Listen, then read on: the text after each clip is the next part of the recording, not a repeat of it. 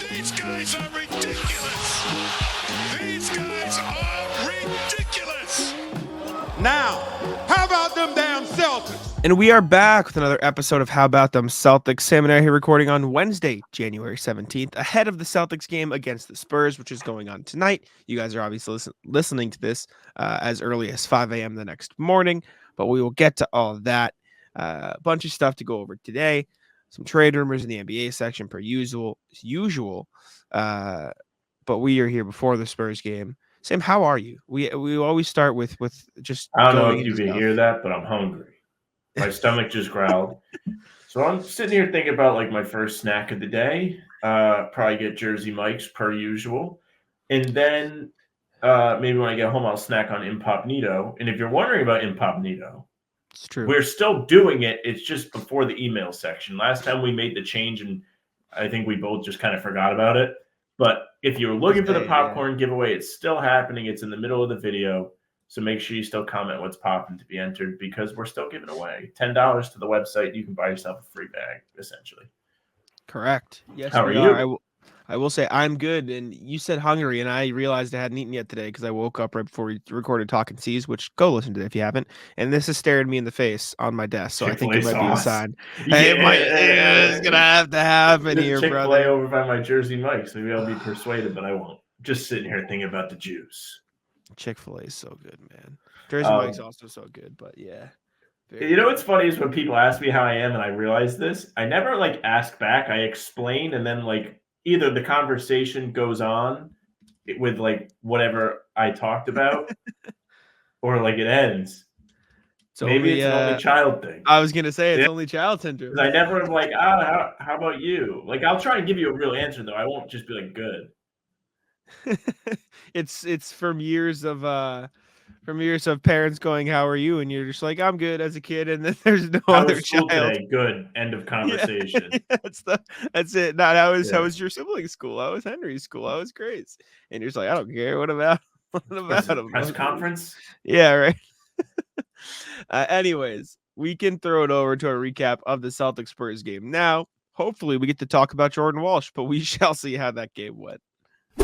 All right. Thank you to our past selves for throwing it over to me and Sam, who are here after the Celtics win over the San Antonio Spurs, 117-98.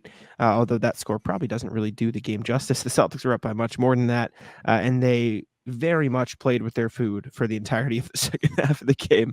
They kind of just messed around, did whatever. I mean, you don't want to see it, but it happens, right? Like they were doing some fancy behind the back stuff. They were putting Nebe out there. Jordan Walsh got minutes into the game, which we can talk about, but it never really got too close. I think it got down to 13 midway through the third, and then Jason Tatum was like, all right, I'm going to end it again with a step back three and put him to bed again. Everybody on the Spurs outside of Victor Wembanyama and Devin Vassell was garbage, didn't even get to 10 points. And meanwhile, the Celtics, without Kristaps Porzingis or Derrick White, just clicking on all cylinders. Jason Tatum, not the most efficient night, but not a bad efficient night. 24 points, 5 rebounds, 2 assists. Jaylen Brown, 21 points on efficient shooting, 7 rebounds, 5 assists. Drew Holiday, 22, tied his season high, which he just put up Monday. Luke Cornett got in the starting lineup, played well. Al made 3 of his 4 threes. Sam was texting me saying he's been on fire, which he has been. Pritchard, another solid game from him again. Hauser made a 3. Like everybody was giving the Spurs the business in this one. 8 rebounds, 4 offensive for Nemi, although a little bit of stat padding for Nemi in there. Don't worry about it. But I mean, we'll talk about the game a little bit. We'll talk about some fun quotes that came from tonight, but another pretty dominant victory for the Celtics, which Justin Turpin of WEI let me know. It's their 20th home win. Of those 20 home wins, 12 have been by double digits or more. So pretty good so far. And I think they're a plus 330 something at home this year, which is quite the stat. Quite the stat. Underrated aspect of the home win streak that I didn't realize until watching this game. They put on the broadcast, these are all Mike Gorman games. They're just not losing in Gorman's final season when he's calling the game. So that kind of rules. As far as this game in particular goes, they kind of let the Spurs hang around for a little bit, and then they ballooned it out before halftime. They got for real. Third quarter was a little bit more of the dicking around, like, oh, wait, it's 13. They were just up 30. What the hell? But they stepped on the gas enough to get Jordan Walsh in the game, which is kind of what I was looking forward to the most in this game, because we kind of knew it. We did the video yesterday. We were like, oh, is he going to play? You know how you speculated, like, oh, they think it's the Spurs. They think they can get him the minutes. You Yeah. want to know why I think your speculation was correct? Because when I got in the elevator after the game, the entire main G League team was with me. So I think they knew he was probably going to play in this one. Yep. It was perfect spot, like Whole home roster. game. Whole roster. I mean, listen, if you really want to get into it, that crowd was juiced for Jordan Walsh. You had a late game build of anticipation as if it was Paul Pierce's last game, and the crowd was rising to its feet as he took a 3 to try and get on the scoreboard. It was crazy how much these was people unlike were anything in on I've this. seen. And you were there. Go ahead. Dude, it was nuts. He got in the game, tons of cheers when he got him. There was a Jordan Walsh chant from someone in the crowd. I think it might have been like somebody knew him, or maybe the main Celtics who started it. He spoke in the locker room, so I didn't get a chance to talk to him. But yeah, okay. But when he was in the game, every time he got a rebound, yeah, and then he got the ball. It was like, oh, and then he passed it, and they were like, oh, like you could hear the ebbs and flows in the crowds. It was nuts. These guys just were so hyped for Jordan Walsh. It was super fun, super cool to see. And then he took a long 3 and he just bricked it so bad when he got his one shot. But he grabbed 4 rebounds, and Noah Dalzell of Celtics Log was tweeting out after the game. She goes, how many rebounds did he get? And we were like, I don't know. He got 4 rebounds. And she was like, how many minutes did he play? And we go like 3 minutes. And she goes, tweeting out, that's 48 rebounds per 36. It's pretty. I'm like, you can't fucking tweet that. That's not journalism. But I think she did. It was funny. But the whole vibes around the Jordan Walsh playing was awesome. It was very fun. It was really cool to see the crowd and the team sort of rally around him. I wasn't sure he was going to get in. With about 4 minutes to go, Banton, Svi walked over to the table there. I was like, oh, where is he? Where is he? Where is he? Are they going to dick him again today? I was like half thinking they might. I was ready to go. I had the Adam Silver meme primed up in the drafts, texted Jack about it, and I was like, this would really suck if he just doesn't play. But no, he got in, and like you said, he was all over the glass, so that was pretty cool. But this was a pretty good display from Jason Tatum. He came out really early in this one and started drilling shots. He did the little Jaylen Brown impression where he was like, wait, you have this smaller Trey Jones guarding me? No problem. I'll just look like Kristaps and shoot over him effortlessly. And he got off to a really hot start. He made shots at big points in this game, to his credit. And he looked like the best guy on the floor, as he should. So I was pretty happy to see that. The continued great play from him rolls on. And, you know, as Denver comes to town on Friday, you're going to need him to step up and fire on all cylinders with Jokic there. And there's no Grant Williams to slow him down. Yeah, Jordan Walsh was awesome. It was very fun to see them rally around him. The whole game was, like I said, the second half was like a circus. It was just kind of like Wembanyama was the main attraction, and then Jordan Walsh took over as the final act for TD Garden. Wembanyama was the most popular opposing player I've seen outside of maybe Steph Curry at TD Garden. I was not in the finals, but like in the regular season game, he's a very popular guy. It was crazy to see all the fans turn out for him. The ebbs and flows, like when he got the ball, when he did stuff, it was like, what? It was a lot of shock. It wasn't necessarily cheering. He got some cheers when he got introduced, but like it was mostly when he was doing stuff, it was like, what the fuck am I watching? Like you could feel that going through the building, which was fun to hear and interesting to listen play out. Like I said, good game for Jaylen Brown. Good Luke Cornett game again in the starting lineup, 6, 9, and 4 with 3 blocks. Him and Nemi were doing a pretty good job of just shutting down Wembanyama. I say shutting down. Wemby had 27 on 10 of 19 shooting, but like he wasn't as effective as he normally is, or as he could have been. 5 turnovers, and a lot of his shots that he made were, not in the paint. I think at one point he was like 2 of 5 in the paint. So like they were doing a good job of stopping him down low, and realistically just restricting the Spurs from killing them from anywhere else, because outside of Wembanyama and Vassell, it was we can just say a pretty poor shooting night for the Spurs in this one, who are not a very good team, evidently, but Good for the Celtics Evidently. for taking care of business. We did have the guy saw who it. tweeted us that was like, Celtics are playing the worst team in the league, which is actually just not true. Yeah, it's factually incorrect. Pistons, Wizards die. It's true. They're still there, buddy. They got less wins than San Antonio. Wembanyama. Crazy. My craziest Wembanyama play was not a make. It was the cut he had backdoor, and they just like dished him the ball. He didn't turn around and just tried to catch and like put it over his head to like tap it in. It ended up being a foul call, I think, on O'Shea. But I was like, oh my God, they just tried to do. Do you remember when? Do you remember what it was? I believe it was Utah inbounded the ball against the OKC Thunder. Like this was years ago. And he like tapped 0.2, Trevor Booker. and he Yeah. tapped it up. That's what they tried to do Yeah. with Wemby, but it was right under the basket, and there was plenty of time left. And you said Brissett fouled him? I believe it was Brissett. I want to try to I find don't remember what quarter it was in, though, so I could be wrong. But it was one of the more, like, wow, they really tried that. And then, of course, there was the weird hook shot dunk over Luke Cornett that Luke Cornett was laughing at as they walked down the floor. Like, the broadcast just got him with this big smirk on his face. He was like, I didn't know you could do that. Brissett didn't have any fouls in this game. Oh, that's the fourth quarter. Let's see. Did Brissett have any fouls? Now I want to find it. Brissett did not have any fouls in this game, so it was unfortunately him. You're cooked then. Thanks.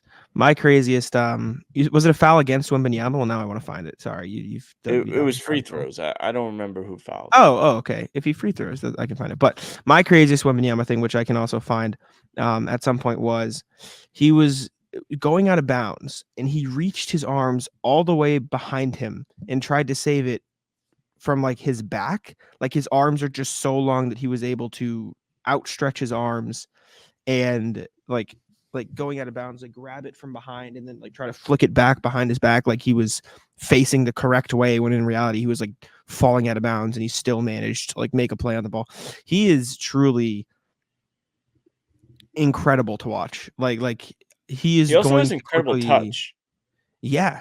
Some of the layups he was getting to drop over really good Celtic defense. I mean, I know you mentioned the 2 of 5 in the paint at one point, but in the second half, when he started to get a couple to drop, they were crazy reach around, like flip off the glass with the left hand despite 2 guys on him. And these were not easy looks. Like the soft touch he displayed is unlike just about anything I'd seen, except Tatum had pretty good touch in this game too. He had some pretty crazy makes on the drive. He did. Yeah, no, Wembanyama is quickly going to become one of those like Jokic, LeBron, etc. players that you're just like, yeah, I'd like to see that guy in person. Yeah, I'm like, that is a guy I want to spend my money to go make sure I get a chance to see before he retires. He was awesome. He was very fun. I say retires, and he's like 19. You know what I'm saying though? Like he's one. If you're only going to go to 1 or 2 games in your life, like you only like that's just what you do. Like he's going to be one you target and go to look at. He was awesome. Again, shout out to Al. Again, big shooting night from him. The man doesn't miss. He hit a pump fake sidestep 3 at the buzzer to end the first half. Yeah, that's when you know you're cooked. Al's doing that to you. Just go home. And then there's Drew Holiday, who was 6 of 7 in this game after a 4 of 6 game against the Raptors, and that's all following 1 of 4, 0 of 4, 2 of 10. So he's turned it around in a big way from behind the 3-point line. He's been huge for them. Shout out O'Shea, getting in there, grabbing his boards too. Do you buy into this? So there was one shot that Drew Holiday made, and you could even throw in the Al Horford shot to this, where the shot clock was running down.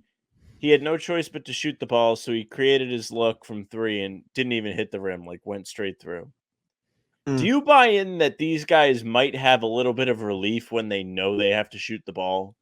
Like, it almost feels like they make more of these shots because they're relaxed. There's no pressure to make the right decision. There is no decision to be made except for make sure you get that shot up, buddy. I feel like there is a bit of that. I think it definitely makes it less, I don't know if less pressure is the right word, but it's less to think about for sure. Like there's less going on. You're just like, I just got to get the shot up. Like that's my only option now. I don't, like you said. So I do think there's a truth to that. It's like curious. playing one-on-one. versus playing with your 5-on-5 group, and you're just like, oh, like I'm not letting anybody down if I miss this, and you It just feel more simplifies things. comfortable. Yeah. The NFL season is wrapping up, and there's still time to get in on the action with FanDuel, America's #1 sportsbook. Right now, new customers get $150 in bonus bets, guaranteed when you place a $5 bet. That's $150 in bonus bets, win or lose.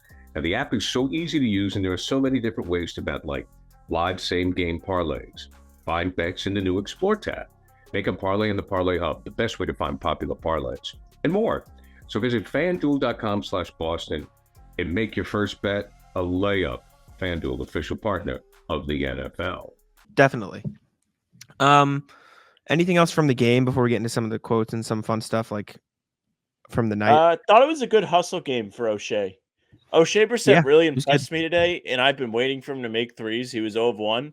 He got to the rim a couple times, despite not being a great shooter, using a pump fake, the defense biting on the pump fake, and then just comfortably getting himself to the basket. So credit to him, just creating looks for himself at areas where he is strongest. Credit to O'Shea, yes, but does that say more about him or the defense? It's a little bit of both. Like Spurs not stopping a whole lot of anybody this year. Yes. Definitely. But good O'Shea game. Jordan Walsh was fun. We talked about him. Drew Holiday, good. All these guys. The Jays were obviously great. Before the game, Bobby Manning went to ask Greg Popovich about Derrick White, and he went on this unprovoked tangent because Derrick White didn't play in this game because he hurt his ankle 2 nights ago as you're listening to this, or 3 nights ago as you're listening to this. In the Raptors game, he turned his ankle. And Greg Popovich's response to Bobby's question, he goes, he's afraid of us. He's not playing tonight. He's sitting it out. I had stuff planned for him. We were just going to destroy him. So he sat out. He just started like randomly ripping into Derrick.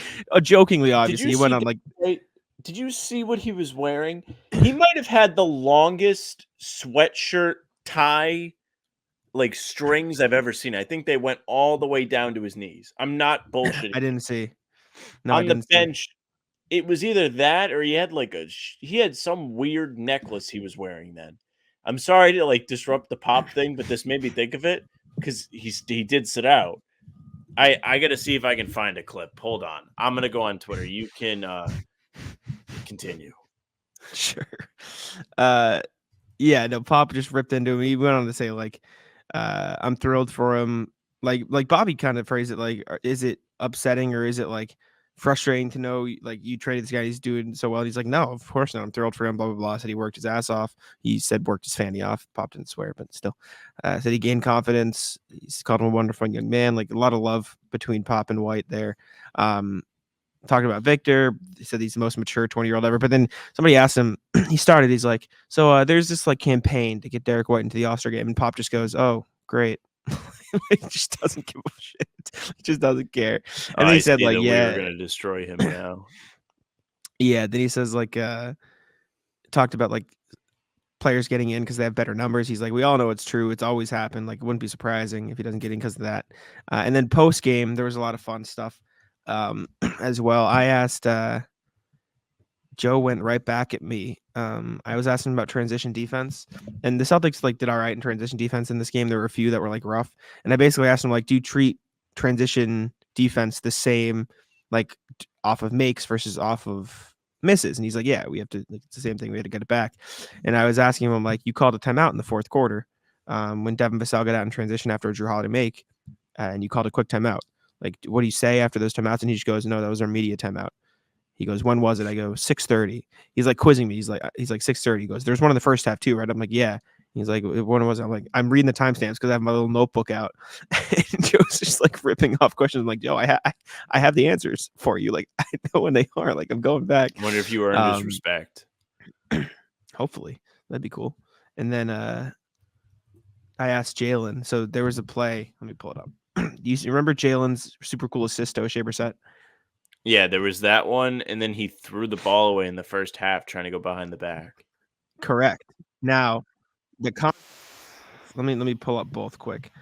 So the context of those, I asked him after the game because after the O'Shea Brissett one, he pointed to the bench And I was like, who is he pointing to? And I just wanted to know who he's pointing to. So before we do that, let me show the clip. So Jaylen Brown turned the ball over on the tried to be super cool pass, right? Let me see if I can find it. I think this is it. Yeah. So this one was in the first half. Jaylen Brown tries to pass the ball to Peyton Pritchard and just wildly misses behind the back pass, as you see here. Bang, not even close, right to Jeremy Sohan. And then later in the second half, is my computer a black screen for you too? Okay, here we are. Yeah. Here we go. We're back. This play, you see it now? Yes. Okay. This play, Jaylen, turnover, obviously, gets it between the legs to O'Shea Brissett for the layup, and then he points to the bench. Oh, there's your Derrick White. Look at how long they are. Yeah, there you go. I couldn't find it on Twitter. I'm so excited that we stumbled upon it. Those are the longest hoodie ties I've ever seen. Yes. I asked Jaylen about this after the game. I wanted to know who he was pointing to, and he was like, "Oh yeah, they were giving me shit for my behind the back pass in the first half, and I had to let them know that I did it correctly. Peyton just runs too fast, man. I lost him." And I said, "Who was giving you shit?" He goes, "It was Derrick." Derrick was like, "I don't know about that." So apparently Derrick White was giving Jaylen Brown some shit on the bench for his bad pass, and he had to prove it to him. And I thought that was funny, but I don't know if there's anything else. It was a pretty straightforward blowout. We've had a lot of these this season, which is good. I'm fine with it. This is sick. You know what's awesome is when they go up a lot of points, they just stay up a lot of points. Insurance is starting to become obsolete. The insurance company has gone under. Yeah, tough. They got nothing to sell. Nothing. Not buying what they're selling. Any final thoughts? No. All right. We'll get on out of here. Throw it over to the rest of the pod. All right, and we are back. We definitely had different outfits on for that one because we were in very different locations. We'll both be in different locations. Jacket's going to be gone at the very least. Yeah, I think we'll be switching the sweatshirts. Actually, I might wear this. I haven't worn the sweatshirts. What's wrong with that one? Nothing. I mean, I guess profanity on the front. Yeah, just the blankness is pretty profane. Nothing on it, but that said, the first Celtics thing we got today is friend of the pod, Jake Fischer, wrote about Derrick White a little bit, spoke to Derrick White, and Derrick White said this of his play, etc. When I go out there, I'm not trying to make it look good. I'm just trying to win games and do everything I can on both sides, and I think that's what those numbers reflect. Derrick White, obviously, as we're recording this, the last game was the Raptors game. He had a big shot in that one in the corner. 2 months after, he had a big shot in the other corner against the Raptors in Toronto. In a close after game. He made a big shot in OKC, though went, unrewarded. The mirror of the Raptor shots were nuts. After that game, Derrick White also talked about, how good that sort of thing. He said, just keep believing in the work. Trust what you do. It's going to turn for you, about his slump and that stuff like that. We talk about Derrick White a lot on this pod. I'm a big fan, obviously. This can turn into you talking to your drunk friends and trying to remember this guy played at this college. Derrick White also hit a crazy step back against the Raptors at the Garden. He hit that isolation fall away three in the game that nobody played on the wing. If you're a Raptors fan, you just have to hate that guy. He's just always there, making shots to hurt your feelings. He loves playing the Raptors. Apparently, he just loves it. He can't get enough. Derrick White's awesome, though. I mean, we talked about it enough. I will say he was struggling for a little while there, maybe affecting his all-star push, but he is making a push at the good time. He got bumped up in 2K. Now, I don't play the game anymore, but I do get a kick out of the ratings, and he's at 85. What, 85 he's at? 85. That's all-star level. That's all-star next to you. Number. If they still have that. I don't even know if they still have the little circles next to players. I don't think so, because when you said that, I thought you were talking about me. I was like, what is wrong with my camera? So I didn't even know what you were referencing. So I don't know if they still have No, but you know what I mean, right? At their feet, if they're good at threes, they used to have the 3 in a little circle, and then they had the star if they were 85. Yeah. Yeah, when you said that, I thought you were talking about like the roster screen where their name is. So like that's immediately what I thought of. But I do know what you're Oh, talking about. yeah.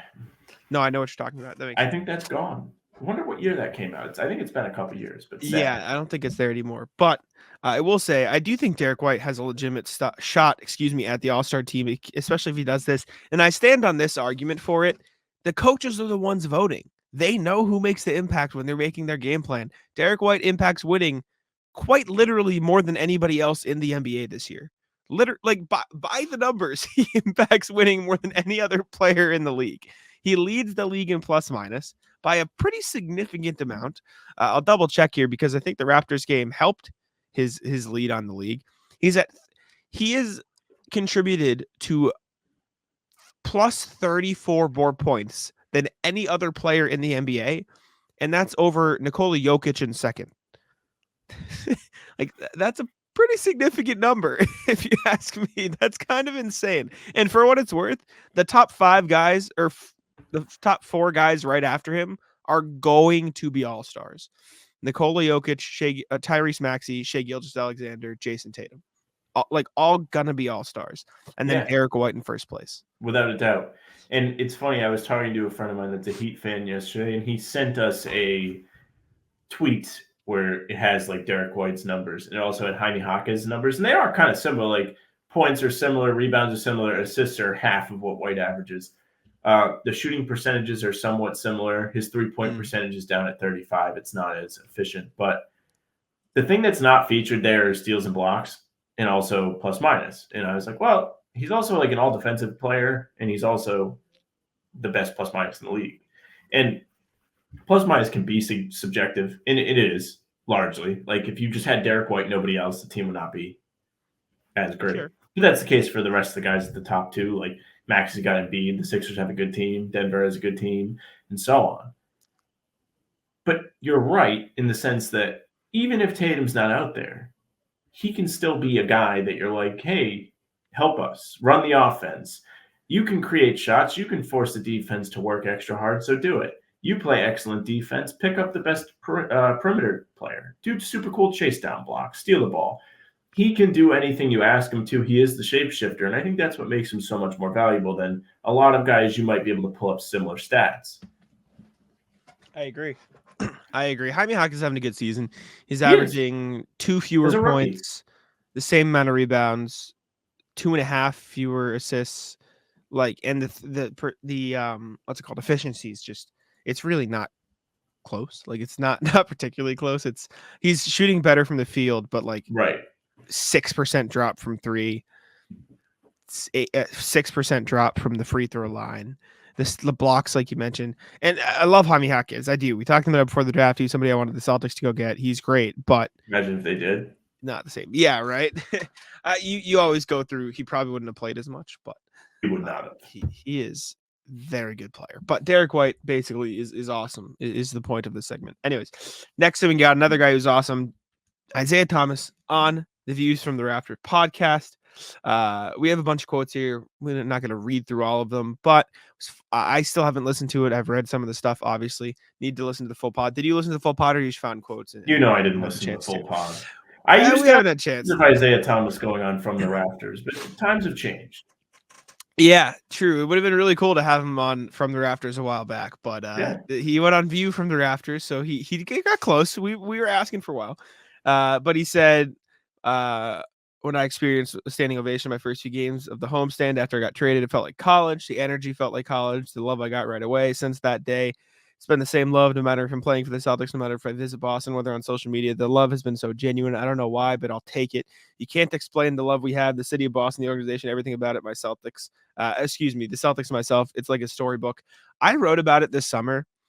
It was the perfect mix of, this team isn't supposed to win and this guy isn't supposed to be that good. And nobody loves an underdog like good sports cities do, right? Like look at, like, it's not exactly the same thing, but the city of Philadelphia will always love Nick Foles because he won them a Super Bowl as a guy who probably shouldn't have ever won a Super Bowl in his life, right? It's funny you mentioned Philly because I was going to say Philly, and I was going to be like, yeah, like they love underdogs so much that they made a statue of a fake guy that was an underdog in a movie. It's also true. That's also true. But like, you look at, I'm trying to think of other examples. Like, it's just there isn't many. Like, when Andre Ingram, that guy, he like showed up and played for the Sure. Lakers, and he had a couple really good games. Like everybody loved it so much that he became the template for 2K's My Career. Mhm. A lot of 2K talk in the first 10 minutes of this show, but look at the We Believe Warriors. They won one series, but everyone loves them because like everyone was like sick. Yeah, they're the 8th seed. The one they weren't seed. supposed to. It's like this weird catching. Is this expression catching fire in a bottle or catching lightning in a bottle? Excuse me. Sorry. Even the Heat were fun last year until they played the Celtics. Yes. But like Isaiah Thomas and Celtics caught lightning in a bottle. They managed to go on this tear that no one expected them to. He loved playing for the city. The city loved watching him play. He went through a lot while he was here, and he played through it, and he battled through it. And I mean, that was the first good Celtics team that I got to watch. Well, after I was like in depth watching the Celtics, obviously I was alive in 08, but I wasn't watching closely. Like I always say my first favorite player was Jeff Green. That's because I started watching when Jeff Green was the best player on the Celtics. Top 5 pick. Shout out Jeff Green. Shout out Talking Seas. But like, I remember watching Isaiah Thomas and just like, how the hell is this guy scoring 30 a night? Like, how is he doing this? How was exciting too. It was electric, man. The love for Isaiah Thomas was deep, and it's still like because he didn't go out, he didn't. Obviously, the way it ended sucked, right? We all know that. We all acknowledge that. At the same time, it was still the smart trade to do at the time because it was a good trade at the time. I almost feel like that trade benefited his legacy in Boston because there was no stay too long, wasn't able to get the job done. There was no he faded out and he had the Kemba Walker situation where he wasn't good. That's exactly what happened. Yeah, so like because he got traded and because it wasn't his choice to leave and because of all the videos that came out of like him being upset that he had to leave, he has this like eternal love in the city of Boston for what he did, even though quite literally the next year you saw that he was not the same player. And so like it was a good trade at the time and it probably benefited the Celtics, but because that version of Isaiah Thomas never existed in a Celtics uniform, it is now this, he's always going to be remembered for those good times. And I think that's not something you get a lot in sports. I know we did a video on this, but we did it from the other perspective. I do wonder if he was never traded, if the team would have even had any like difference, because they made that run to the conference finals without Kyrie the year after, and Hayward was out too. It's just kind of funny. It's like he could have stuck around and maybe made a finals. Like he still could have like had like that. Hey, look how sick it is. Like he's a part of this. But you're absolutely right. He would have been Kemba. I mean, like you said, he was not the same. He showed up with the Cavs and he was the LeBron scapegoat, and they traded him, and then he just bounced around after that. And it's a tough fate. I always feel bad for the LeBron scapegoats, but Isaiah will always be loved in Boston. That's clear. He talked about it. He talks about how just about every time like Isaiah tweets, everyone's like, "Hey, don't forget, like we all love you." Yes. So, I mean, we did the little run around with Bobby where we were like, "What if he came back at the end of the bench?" And like, I stand by. I don't see any negatives to it. I do think it could be a distraction, and I do think it could ruin part of that aura about him, where he was like a mythical figure. He showed up, turned up for 2.5 years, and then that was the end of it. And to the point of how he did that, watching that Tatum Minnesota game and how awesome it was, and how great the clutch performance, that was like every night for the 2017 season. Yeah. Every like twice a week you would get Isaiah games where, I don't know if they're going to win this one, and he explodes for like 15 points down the stretch, and you're like, this guy rules. Yeah, it was excuse me, it was nuts to watch. You mentioned would things have just been the same? Did Isaiah Thomas throw a lot of lobs? I don't remember. I don't think so. So maybe Gordon How many Hayward. assists he averaged a game? Not a lot. I don't think he didn't have a whole lot of guys to pass the ball to. In fairness to him, Well, what I'm saying is maybe Gordon Hayward Yeah. doesn't snap his leg if Kyrie's not there. He averaged. Jared he nods averaged in the chat. He's around nodding. 6 assists a game. That's actually more than I thought he did. Good for him. Yeah, Yeah. I don't The year know. he won MVP, or he was in the MVP running, I should say. 28.9 points, 2.7 rebounds, 5.9 assists on 46-38 splits. He was so good that year. That was so crazy. The crazy part about those numbers is like you look at somebody like Tatum now, and of course Tatum's scoring is down this year because he's had to sacrifice. But like even last year, he became the first Celtic ever to average 30. Yeah. Like that was only a little bit better than Isaiah. Like when Isaiah was here, he was the one on the graphic during the national TV game. Like, hey, look, like these other guys did score this amount per game. Like he's one of them. Yeah. He got close, man. He talked about, playing through the death of his sister, saying he still wants to make an NBA return, says he's staying ready, he's healthy. But yeah, I mean, the time with Isaiah, he said, my love is the same for the city. It feels like a second home to me. You would think I played 10 years there and won 10 championships. And it's kind of true. There is no player in Celtics history that didn't win a title that gets more love in the city than Isaiah Thomas. That's a fact. It's just true. And you could think Marcus Smart, but I think there's a lot more people who there's a lot more people who dislike Marcus Smart. You'd be hard pressed to find a single Celtics fan that dislikes Isaiah Thomas. True. He was a tough guy to hate and seemed like a pretty good guy all around. So no reason to dislike him. You know what's funny, and this can be the last thing. Remember when they just signed all the random guys because of COVID? It's kind of funny they never brought him back. I think it's what Bobby said on Talking C's yesterday. It's just you don't want to taint that legacy, man.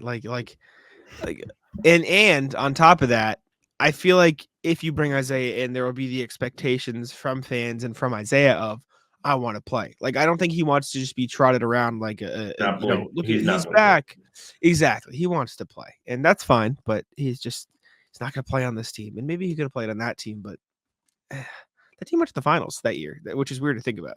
Like I always associate the COVID 10 days with the year prior. Well, they did. Yeah, right. I always associate it with the year prior. Before. Exactly, but no. Anyways, let's move on over to the email, which means we can give away some popcorn. Let's see who's winning some Incognito popcorn today. We've got 6 entries on the board. Let's see who gets a chance. Oh, Chris is Chris getting Tibbs's? Should we take him off? I think Chris is getting Tibbs's popcorn. Chris. Okay. Chris, you know who you are. You always watch. Email us at hbtcpod@gmail.com. Tibbs gave you his popcorn entry. Pete, I will handle your email today. I just saw it when we went to look, so don't worry about it. All right. 5 entries. Chris, you already won. Don't worry about it. Let's see who's getting some popcorn. Ooh. Fat C. Nice. C7812. I'll respond, get you hooked up with some popcorn. I know I send us an email at How About Them C's. Get the process going. Because everyone's always like, how do I claim it? Yes, send us an email at HBTCpod. I'm typing it out now. I'm responding to his comment. At HBTCpod@gmail.com with your name and phone number, and we'll get you hooked up. That's for Pete and for Chris, who both won, and for Fat C, who I just responded to your YouTube comment. He said, "What's poppin'? I want that popcorn." Well, you're gonna be getting that popcorn, brother. There you go. All right, next, let's go to the email, starting with RJ. What's poppin' on Talking C's when sports news turns into regular news? From a couple days ago. Afternoon, guys. I was listening to you and Bobby Karitsky in Monday's Talking C's segment about Ime's exit from Boston 16 months ago. One thing that almost never gets brought up is was how at the heart of it, it's all an HR story. An employee crossed the line with regards to their behavior towards another employee, gets investigated. HR says, here's what we can and should do. That means that the person who filed the complaint has a rights along with an expectation of privacy. It's that last part that got and still gets routinely trampled as everyone wants to report the on-court ramifications of the situation. Usually these matters are managed in a fashion that keeps things confidential, both to shield the compliant from retribution, as well as give the offender an opportunity to reform their behaviors. Oftentimes, however, someone thinks it's their interest to spill the details. Frankly, I don't know what Udoka had to gain by calling a liar this late in the game. Celtics fans have their opinion of him at this point, and I would expect most of us don't waste a lot of energy on him now. Here's hoping the Celtics have a good game in Toronto. Be well, RJ. Yeah, he did it to himself. Like it was an internal issue. It was not anything to do on the court. It's his own fault. I will also say, I do also feel bad for Nia Long and her family because like this was such a public thing that it must have been hard for them. And I know she's complained and been upset with the way it was handled, which is also tough because like it almost has to be at least partially public because they're letting go of a guy who led them to a championship and they have to give some explanation. But you could tell the stress that Brad Stevens was under with the people in his organization. So the heart of all of it for me is he did it to himself, and I wholeheartedly trust Brad Stevens' decision making in the process. So that's where I'll leave it. Yeah, you got to trust Brad. Glad this weekend is over. I'm sick of email. But, I agree. I mean, this is not a knock on RJ either. I mean, the email came on Monday, so it's still relevant. Don't worry about it, though, Sam. 4 more days till they're in Houston. We'll get more of it for you. Yeah, but, like, it was more about he's back at the arena and all that. I'm just messing around. All right. Next thing we got. I saw Woj, and I was like, whoa. Yeah, he's just tweeting today. Well, yeah, I mean, the Warriors coach had a medical emergency. That is terrifying, but I hope he gets better. Anyways, last email. We only had a couple today from Ian. Shout out Ian Edson. What'd you say? One of the goats. Oh, yeah. His emails are fire. Do you got what's poppin' it takes? Do you got what it takes? Greetings and salutations. I've been able to catch more live content, both NBA games and CLNS coverage. So have a JB and a D White thing I'd like to bring up for discussion. Double JB ? We've all seen Tatum grow and learn how to defeat the double. Strong passing vision, spin out of it, aggressive step back over them. At this point, I'm almost hoping teams blitz and double Tatum because it seems like it's almost always going to result in good motion or a decent shot that we have an advantage on the glass. But I'm not seeing the same benefits, when Brown gets doubled. If he can't sprint around it or either pass or finish out of a layup, I see it as a great reset pass that gains no advantages and at best and a turnover at worst. Am I still missing his skill here to not being able to watch full broadcast on most night, or is my assessment fair against JB and potential worry for playoff teams against Philly and Miami? Pray for D White snub.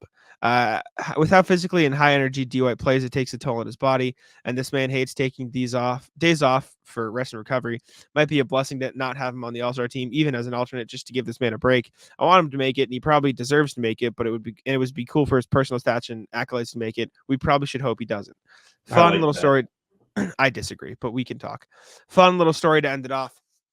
My buddy works in the sports industry, currently in the event coordination, and has noticed an unfortunate string of coincidences. Works for the Paw Sox. That year, they decided to move out of Pawtucket. Works for the Red Sox. That's the year Cora is fired and Mookie Betts gets traded. Works for the Pats this year. 4-win season, Bill is gone.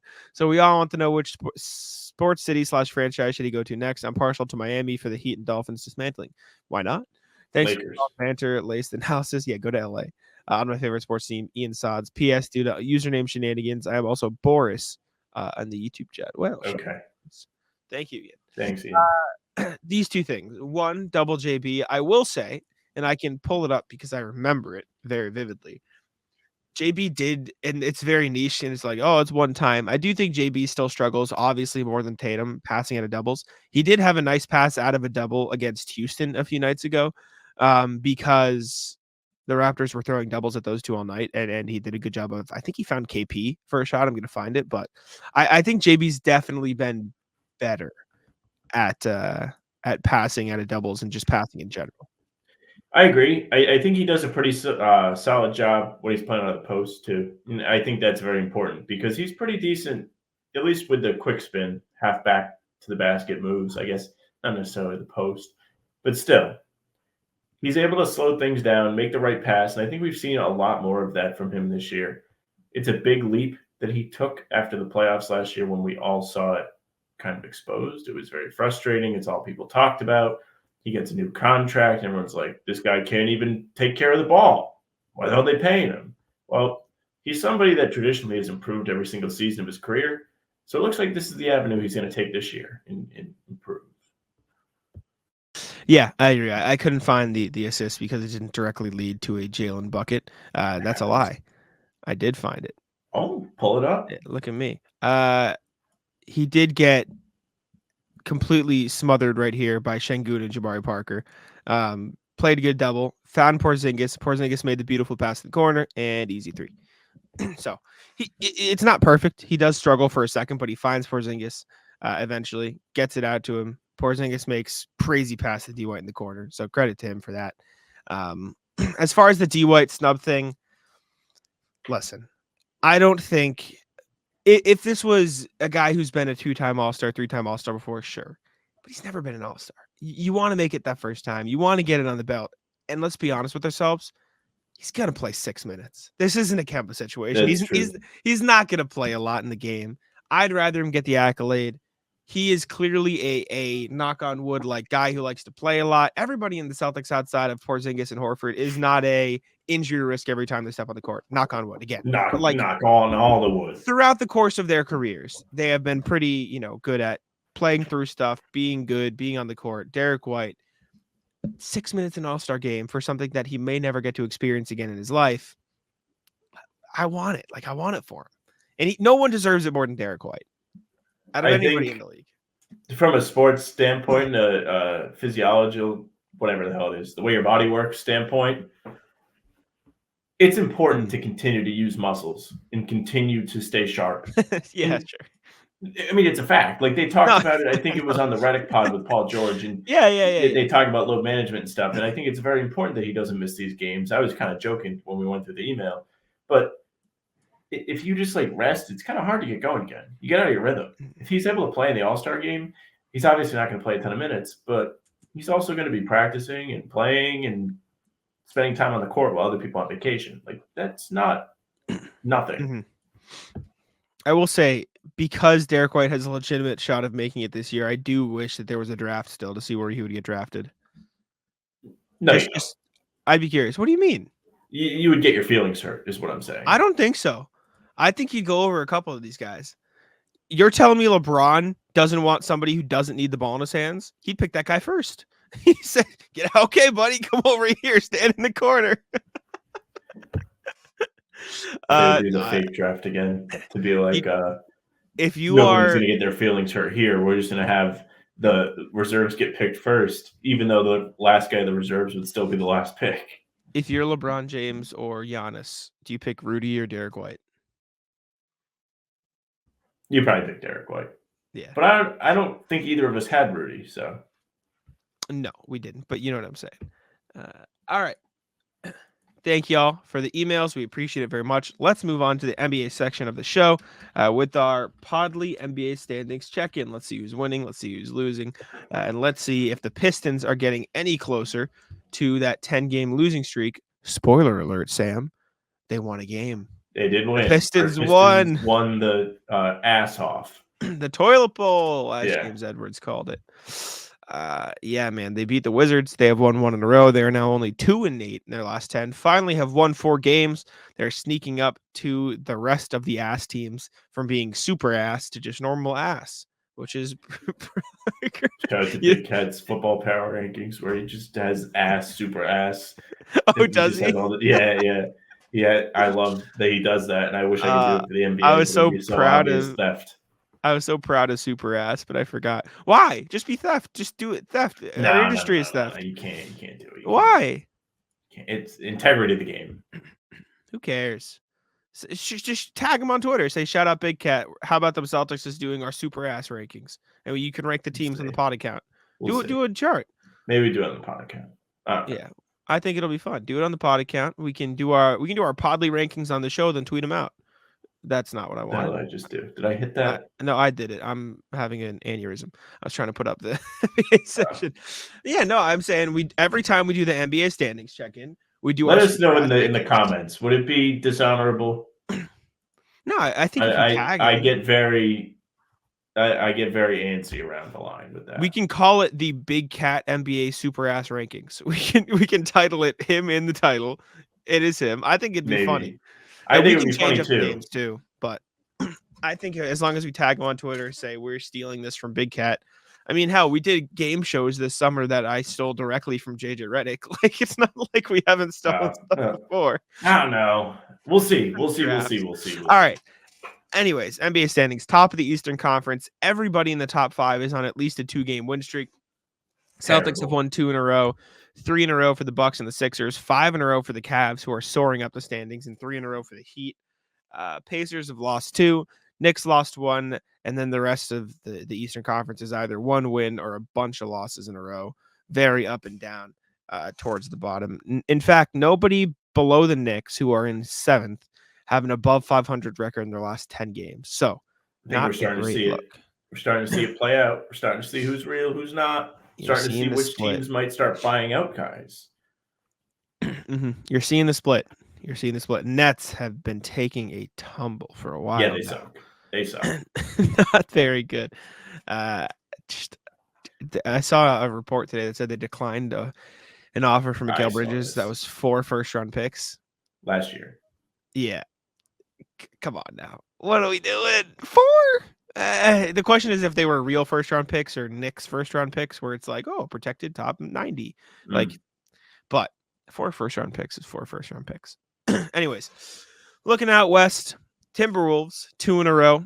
Losses for the Thunder and Nuggets, 2 for the Thunder, 1 for the Nuggets. Some wins in there. Shameful losses. Yeah. The Thunder losing to the Lakers, Nuggets losing to Philly. True. Unfortunate there. Clippers, Mavericks, 1 apiece. Clippers did beat the Thunder as well, so they lost their LA games. Longest win streak in the NBA, though, Sam, you might ask. The 9-1 in their last 10 Utah Jazz, who have won 6 games in a row to go from 16-20 to 22-20. Good for them, and are dude. in 9th place. I'm telling you, they're a deadline team. Watch them. In Watch what way? Danny Cook. I think Danny's going to be like, look, like these guys are winning. There's a reason to kind of bring in another piece to help them. I don't know who it is. Don't ask me. But maybe he cooks around the edges here and it's like, what about this guy? I think they might be buyers for the future. I think they could be a mix because I think they could sell some of the guys who are veterans in the last years of their contracts who are like, we don't know if we want these guys as a long-term part of our future, but they're playing well for us. Maybe we can flip them, get picks, and get players who could be good. Sort of like what they did last year, right? Like last year they were what? They ended up selling Vanderbilt. They ended up selling Conley. Like you could understand why. Beasley too, I think, was on the Jazz. Yeah. Yeah. So it'll be interesting to see what they do. Obviously, they're having a solid season this year, but if you look at their contract situation heading into the end of the year, like Olynyk's on an expiring, Horton Tucker's on an expiring, Fontecchio's on an expiring, Chris Dunn's on an expiring. Like they have a lot of guys who you could look at and say, maybe we move these guys now rather than lose them for nothing. That said, over the last 10 games, Markkanen, 20. One of the best home records in the conference. Just look like up and down the list real quick. That's what I was just doing. I was like, it's only like Denver, Clippers, Timberwolves that are like head and shoulders above them. Like they're up there with some of the best home teams in the West. That is crazy that they're 15-5. If they're a little bit better on the road, they'd be a really good team. That is crazy. Like that's the West. Like we can all look at it and be like, well, these guys, like a lot of these teams are competitive, and this is a prime display of why people keep. I will say, speaking of home win streaks, I'm going to say this now instead of against the Nuggets, so I don't jinx it because it's the Spurs, and hopefully I still don't jinx it. You can now bet on the Celtics going 41-0 at home this season. Can you? Yeah, it's plus 6,000. What a dopamine hit that would be! Like I'm gonna have the same level of like excitement if I don't bet on it, but if you add the bet, $10 bet wins you $600. $10 bet wins $6,000. 600 to 1 is plus 6,000. No, it wins $600. I'm pretty sure. Did you just check it? Yeah, plus 600 is 6 to 1. You're correct. My bad. I was like, whoa, buddy, I'll go bet that right now if that's the case. But interesting to see what the Jazz do. I agree.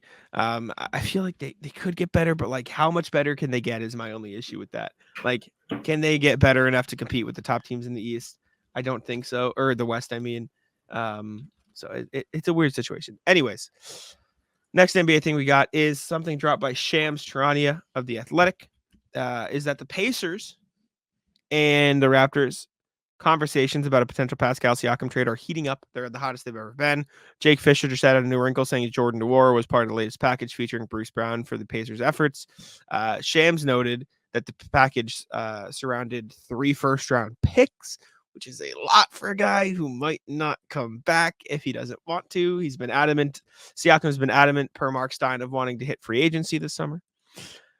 Dangerous plays from the Pacers. I like the fit. I like it a lot. He's another guy who can create his own shot. He's a guy who can play off the ball a little bit with Halliburton there, off cuts in the corner. He's been shooting pretty well from 3 for stretches this season. If you trade 3 first-round picks for him and he leaves in free agency, that is a disaster and a waste of Tyrese Halliburton. I wrote this today. I wrote it for the Pacers site, fan-sided.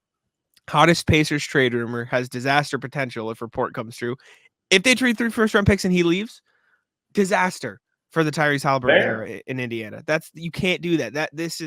They're treading. They need to tread lightly in this situation, in my opinion. No, I mean I agree. That's not crazy, and especially because let's see what are the Pacers in right now? 6th, 7th, 5th. I just closed the standings. They are in 6th place. 6th place. They're not separated by much, but. Like last year, right? They were playing really good ball, and they were around the play-in, and then they fell off a cliff.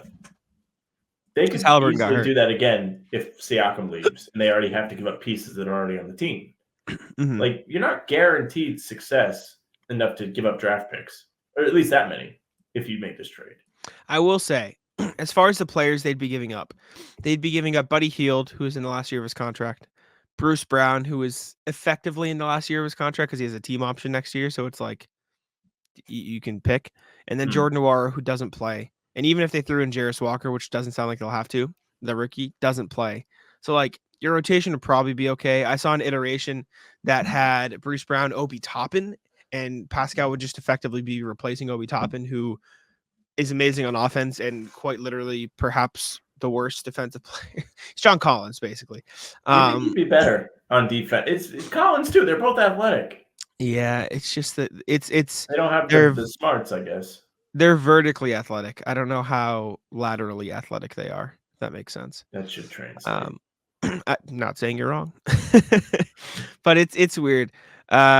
The Raptors, this is from Shams when he broke it. The Raptors Pacers are actively engaged in trade talks surrounded around 2-time All-Star forward Pascal Siakam that would send him to Indiana for a package that includes Bruce Brown, other salaries, 3 first-round draft picks. Raptors have been engaged in discussions with several teams in a potential Siakam deal, but conversations with the Pacers have gained steam in recent days. Those sources say. Sources briefed on the talks between the two teams say that there have been several back-and-forth proposals made.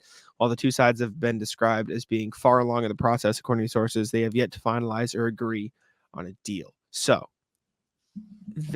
sounds like they're getting close. Sounds like we could see a Woj bomb or a Shams grenade. I feel like wrong calling it a Shams bomb. I feel like he needs a different word, but grenade doesn't seem big enough. Shams nuke seems a bit too aggressive.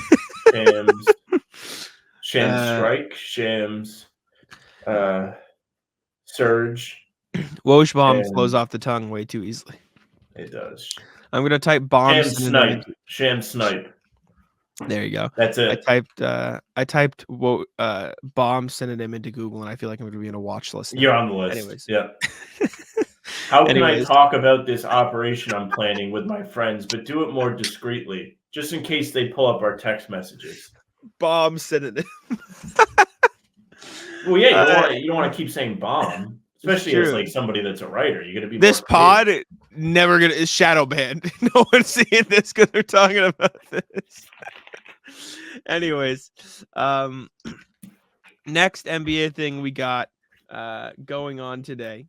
Hell yes, is Sam's perhaps favorite story. Do you want to lead it off? This is your favorite. I'll do it. Yeah, I'll read it. So if you missed it yesterday, this is unfortunate from a Celtics angle because the Celtics had applied for the 2026 All-Star Game. Yeah, and they have fallen. It will not be them. It will be the LA Clippers who will host it in their new arena, which will be built in the next few seasons. I think that's partly why they went in on this team so hard because they want to have a good roster to fill seats. Now, Steve Ballmer, one of the GOATs, he spoke at the press conference with Adam Silver yesterday where they announced this, and he gave us a little bit of interesting information. So a part of this new arena, we've heard about, they're going to have many, many toilets. They're going to have a lot of seats that will track different things, and they will have a specific fan section called the Wall. Similar to how soccer has kind of diehard fan sections, they will have this in their new arena. The Wall will have several rules, including no opposing fans, no cheering for opposing players, and other things. And fans who make the most noise and perform the best will receive discounts to the team's store. Ballmer said this. He said, if you get up, we'll know you stood up. As long as you want us to know, you have to give them permission. We'll know how loudly you cheer. If you're on those things, we'll give you little discounts around the shop to reinforce excellent behavior that we want and need out of our fans. Straight fire from the man. And anytime you get a chance to listen to Steve Ballmer, it truly is special. I sent it to my girlfriend, and she said, it sounds like he just got hit on the head before going up there to speak. And she also said it's kind of funny that the Wall section is meant to keep out the what did she say? The outsiders. Yeah. Look at this. Look at this. It's kind of hard. Is from the top of the wall. Is this the Jumbotron? It's got to be.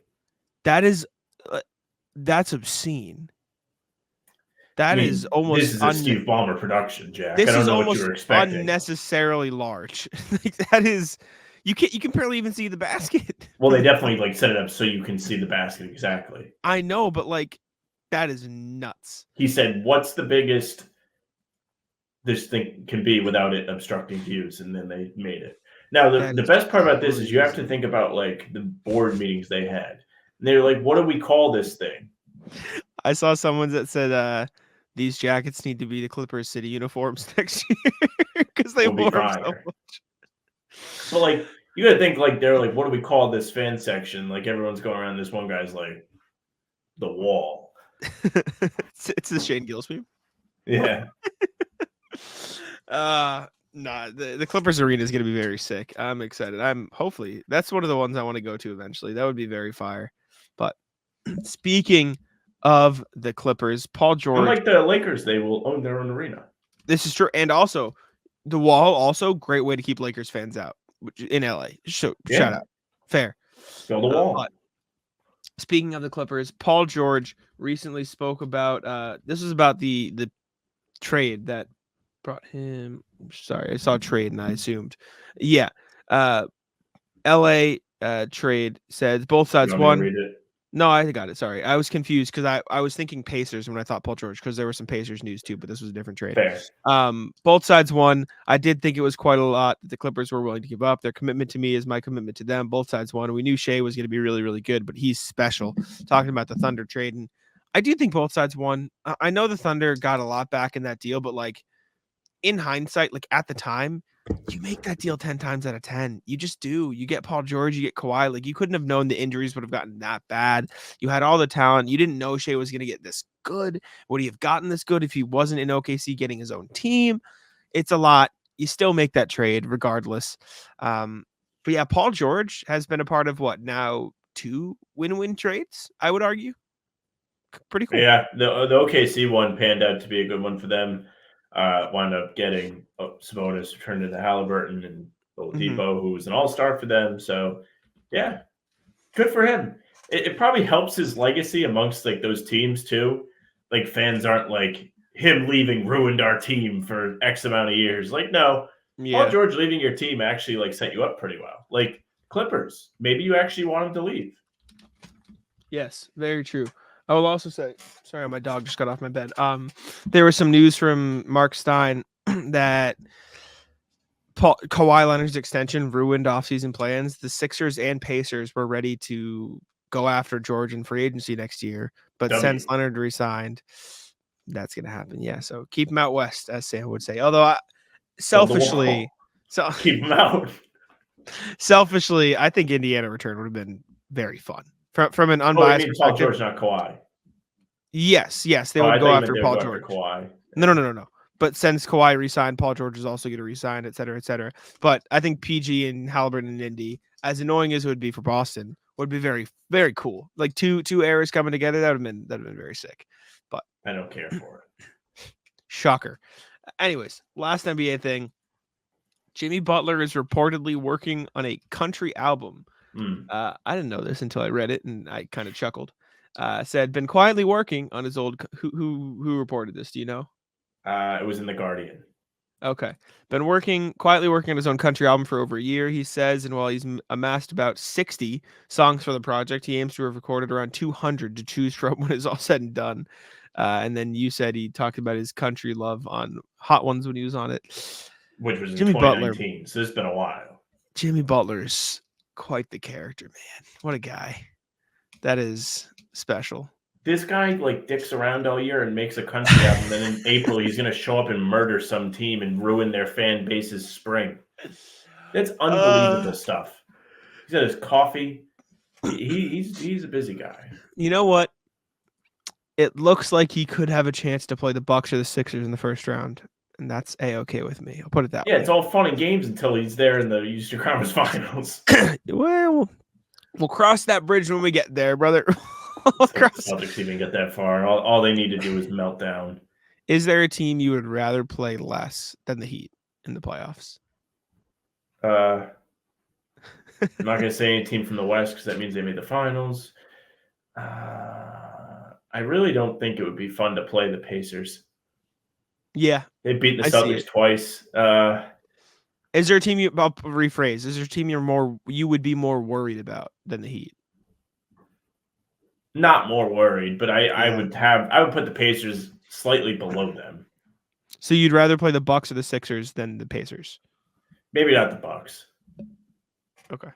I wouldn't be thrilled about the Bucks, but when you think about playing the Bucks, it's like, oh, like that'll be the conference finals. Like that's what you expect. Yeah, but you're fine with Philly.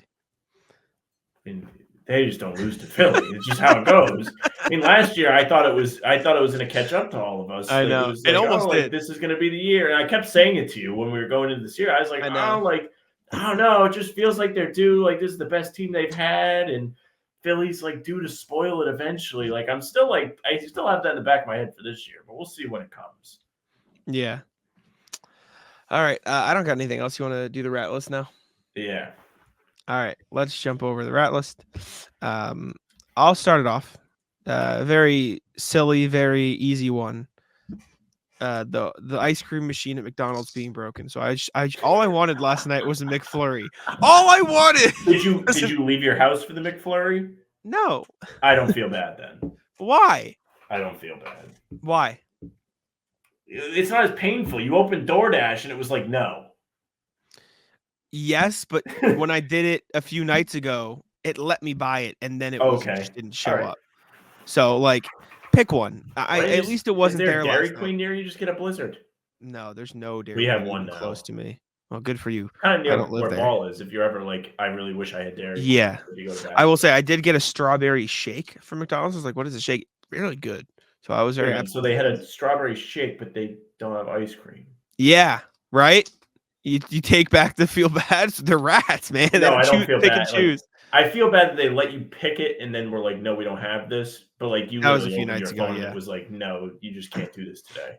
You'd be like, you would have more pain and suffering if you left your house, went to the drive-through. Hey, can I please have a flurry? And they were like, no. It was also like 12:30. I wasn't gonna have. Like I said, back in my prime, I would go at 2 a.m. Fair enough. Yeah. So rat list. That's a good rat list. Yeah. So rat list. I'll do like the least well-known one, like universally known thing is the Highway 95 goes through Providence, and the Rhode Island Department of Transportation has once again put their disgusting fingers on the morning commute by implementing a new traffic pattern to the city. Now, I don't know if it's necessarily their fault that this has been an issue, but drivers don't know how to handle it. It's pretty straightforward. There's 2 lanes that stick and they go through the city on 95 and you stay on 95. There's other ones that go into 146, other ones that get off, etc. It's essentially to streamline the merging process. So in theory, it should work. But for whatever reason, everybody's brains just fall out of their ears when they see, mind you, 95 shields on lanes So it's like, hey, stay in this one if you want 95. Signs that tell you which lane to go in. They just have no idea. They're just like, I'm not convinced as many people should have licenses. Got to keep on testing every 3 years. If you, it's just like one of those things. It was one of those situations. It's like, why is there traffic? Just drive. Yeah, just drive is that. That is quite literally always the solution to traffic. Yeah. Just drive better, brother. Let's see. I haven't done much, man. I just sitting here and work. Like this is every show, dude. I just work. I just write all day. I don't do anything. I mean, I haven't gone out. It's your job. Like that's fine. I'll rat list the Bulls purely because I have a terrible feeling they're not going to do anything at the trade deadline, and that would make my life terrible. It would give you a very strong lack of content. Just please make a trade. Dear God, like do anything but nothing. There was a report that came out that was like Zach LaVine, the Bulls would happily trade him right now, and LaVine would happily walk out the door or whatever. But like, what leave then? But yeah, it's just annoying. I don't know.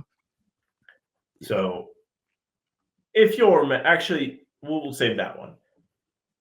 Ratless is Russ. Did you see this video? I linked it on the Google sheet so you can pull it up. Russell Westbrook, notorious for kind of getting picked on by the fans, but also getting in with it with the fans. So when Minnesota was in LA this week to take on the Clippers, or maybe they were in Minnesota, I don't remember which one. There was a Timberwolves fan jawing at Westbrook, and Westbrook says, "Come down here and say it louder." So the guy did, and he just had simply no answer. But the rat list is not because he had no answer for it, because your response would be, what do you want him to do, fight the guy? And no, I don't want him to fight the guy. I would like in this situation, right? He's like, come down. And if you're on audio platforms, we have it pulled up. The guy comes down, and then he goes and talks to him, and he says whatever he said, but he has like no sense of humor about it. Like, I feel like if this happened to most other people, it would just be like a laugh. Like, it'd be like, all right, like, respect. Like, you called me. But instead, you still try to act hard. It is funny. I will say that. Did you see the other funny Russell Westbrook clip from this week? He was on the bench laughing at Gobert. Yeah. Pull it up. So that wasn't like just odd right. Excuse me, interaction. The other one was Westbrook was on the bench, and Rudy Gobert like whiffed a free throw, and then he's talking to a fan. He just goes, "Hey, let me know what he does on the second one."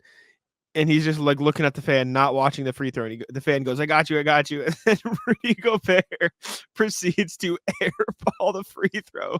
And Russ goes to the fan. He goes, 2. He missed 2. The catastrophe. It's all time. I like Russ, man. I'm a big fan of Russ. He's funny. What I like about Russ is that he will always be himself no matter what the situation is. And for better or for worse, that motherfucker is Russ. And so I respect it. I think he's entertaining. I'm a fan. I like Russ. But as who points it out, RJ or somebody pointed out, I like everybody. So it's fine. I was in the Celtics blog playback, and I was like, Sam hates everybody. And RJ goes, or do you just like everybody, Jack? I'm like, I think it's both. Yeah, it is both. I think it's a healthy mix. What else do I got? I don't know if I have too much else. I got another one. We can wrap. We can close on it. I'll tell one thing. It's not necessarily wrap. So I'm going to be moving out in September. Nice. I still live with my family right now, with my mom, my siblings, etc. My stepdad. But I'm moving out into Alston, like a mile away from the Celtics practice facility, which is nice. So, however, my room is a mess. I don't know what's going to fit in that room. And I know it's only January, but I'm going to be saying I have plenty of time until like June. And then I know that when that time comes around, I'm just going to be a moron. I don't know what furniture I'm going to have to bring. I currently use, let me see if I can find this. So I don't know if I've told you this, what I use as a desk right now. I wonder if I can find an image. Could you use like a nightstand or something, like a dresser? No, I You use a use desk. no, I use a so you ever been to a graduation party and you see one of these you use the fold bad out Larrys? tables? Yeah, I have one of these. This is my desk. I do have like a plastic desk for my work laptop when I'm at home, but it works great. It's super wide. I've got a double monitor with a big TV as my second monitor. I've got a bunch of stuff on it. It's perfect. It's like sturdy. But it is not a real desk. So that's okay. You can move it. It's portable. It's true. Great. But like ever since I've like confirmed that I'm definitely gonna do it, I've like been figuring out like what I'm gonna do. How's the Wi-Fi gonna be? Am I gonna be able to talk loud with my roommates? You know what I'm saying? So it's just like a lot of stuff I'm thinking about heading into that, but not a rat list, just something that's been on my mind, I suppose. But I'll let you wrap up the rat list here if you'd like. Yeah, so to wrap it up, you'll remember last month and a half ago, that fucking dog was sitting courtside at the Lakers game. I stand by Jack this. was like, I don't know how you could hate this. Like, this is just cool. Like, it's cool to have the dog there. And I'm like, well, no, it's still an animal. And like, even though it's well trained, there's still like a possibility where it runs on the court or pees. And what did we see yesterday in Phoenix? And also, little like side catching strays rat list to John Corrales, because he must have did this like 2 seconds before it happened. But he tweeted like, "This is great. We need dogs on the court for all halftime shows." And it was before this dog, if you didn't see it, pissed on the court in Phoenix. Now, to spoil it, the dog pissed on the court in Phoenix. It was like a performance. They had puppies out there. Show? Okay. Yeah. Sure. And it just straight. Oh, it was a puppy? Yeah. Which different. It is different. A lot different. But still. Yeah. It's not impossible. You can't bring a puppy onto the floor. It's different. It's trained. Like that's a big difference. It's like the entire difference. I mean, they were all puppies. There was like 4 puppies. Yeah, bad. You shouldn't bring a puppy on the floor. That's stupid. The dog that was in LA was a full blown dog. Stupider. Yeah, your differentiator is valid. Yeah, but sure though. It's fine. That is funny though. Everybody's just being like, "I love dogs. Dogs are the best. This is the greatest." I will also say, of things that could happen on the court, probably one of the easier things to clean up. It's just like it is. Realistically, like it's not the end of the world. I would argue it happened at the perfect time, halftime. Yeah. I'd argue there's even the halftime dog. Lots worse stuff you could spill from that perspective than a dog peeing on the floor. From people like getting food and like beer and all that stuff. So I don't know. That's what it's going to take, huh? The dog's going to have runny diarrhea before you're like, maybe this isn't the greatest. Shitting on the court would be pretty bad. Yeah. Shitting on the court would be bad. But again, dog was trained. Was just very obviously a publicity stunt. I had no problem with it. Whatever. It's not an obvious publicity stunt for the dog to piss on the court. No. I'm saying the dog being there at the Lakers game was a publicity stunt. Okay. Yeah. How would I spin that? How would the dog? That's what I thought, because that's what we were talking about. I was like, what are you talking about? That's why I didn't let it slide. I was like, what? No. All right, yeah, that's all I got. I guess another last rat list. I left my AirPods and no, you can leave it off. It's like 2 seconds. I left my AirPods in Vegas. I think I told you that though, but they're just gone. Yeah, that's my mom got me new ones for Christmas, so it's fine. It's good. Yeah, not good. I told her I lost them like 2 days before Christmas, and she ordered them. She goes, "You should have told me earlier." I'm like, "Well, I didn't lose them earlier. I didn't know." But yeah, anyways, thank y'all for tuning in. We appreciate it very much. Make sure to subscribe to How About Them Celtics. We appreciate y'all listening. Leave us a review on Apple. I'm gonna do my Podly check just in case the Genki one is gone, and I can be happy for once in my life. But I think it's probably still Genki. Let's take a look. I didn't mean to. I love it. Like 10 Genkis were there. Fuck you. I really like this Genki guy. He knows ball. It's still Genki. Somebody who listens on Apple has to hear this. Please leave a review with 5 stars. So Genki is not the first thing I see. Follow us on Spotify. Leave us your 5 stars there too, and I'll let Sam wrap it up. Thank you very much for listening or watching. Make sure you subscribe to the YouTube channel. Hit the notification bell so you don't miss any of our daily uploads like these pods, game recaps, Talking C's with Bobby Kravitsky, Film breakdowns and river breakdowns are all here, as well as the pregame stream a half hour before each game. It's a blast. Come hang out. Like Jack said, streaming platforms, we're there. If you follow us, you'll get the pods and game recaps, audio only, right to your inbox. Leave a 5-star review. Say something nice. If you want to reach out to us, the email is hbtcpod@gmail.com. As you see, we read the emails today. We always go through them. We love to hear from you. You can also find us on socials at How About Them C's, Twitter, Instagram, TikTok, Facebook. Just the name of the podcast. Our pregame streams are there, as well as YouTube. Jack's Twitter, at Jack Simone NBA. Mine, it's Sam LaFrance NBA. That's it for us. Bye. Taco. Come on. Taco.